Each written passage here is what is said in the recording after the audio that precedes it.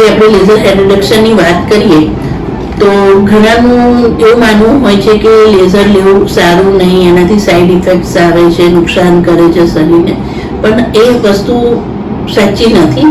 હકીકતમાં તો એ laser machine laser જે હોય છે એ અલગ અલગ લેઝર અલગ વસ્તુ માટે બનેલા હોય છે. આપણે જે લેઝર હેર રિડક્શન માટે યુઝ કરીએ છીએ એની કેપેસિટી ફક્ત તમારા વાળના મૂળ સુધી જવાની છે અને વાળના મૂળને ડિસ્ટ્રોય કરે છે કે જેનાથી તમારા વાળ આવતા અટકે છે. અને આજે તમે જોઈએ તો છોકરીઓની સાથે સાથે છોકરાઓમાં પણ એ ટ્રેન્ડ ચાલ્યો છે કે એ લોકો પણ ફૂલ બોડી હેર રિડક્શન માટે આવે છે. એટલે દરેક એજના લોકોને, સ્ત્રી હોય કે પુરુષ હોય, બધા જ આજે બહુ સારી રીતે લેઝર હેર રિડક્શન કરાવી શકે છે.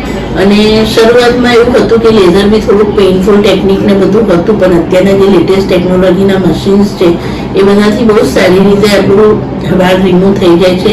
તમે પેઇનલેસ પ્રોસિજર કરી શકો છો, કોઈ જાતની સાઈડ ઇફેક્ટ્સ નથી અને આસાનીથી તમારા વાળ રિડ્યુસ થાય છે. અને આપણી પાસે જે મશીન્સ છે બધા મામા ક્લિનિકમાં, એ દરેક મશીન લેટેસ્ટ ટેકનોલોજી સાથે છે જે તમારી વાળ રિમૂવ કરવાની સાથે સાથે તમારા સ્કિનનું રિજ્યુવેનેશન પણ બહુ સારી રીતે કરે છે. એટલે કંઈ પણ ગભરાયા વિના તમે ચોક્કસ લેઝર હેર રિડક્શનના સર્વિસ માટે જઈ શકો છો અને તમારા અણચાહ્યા વાળમાંથી હંમેશા માટે છુટકારો મેળવી શકો છો. વધુ માહિતી માટે મામા ક્લિનિકની મુલાકાત અવશ્ય લો. Thank you.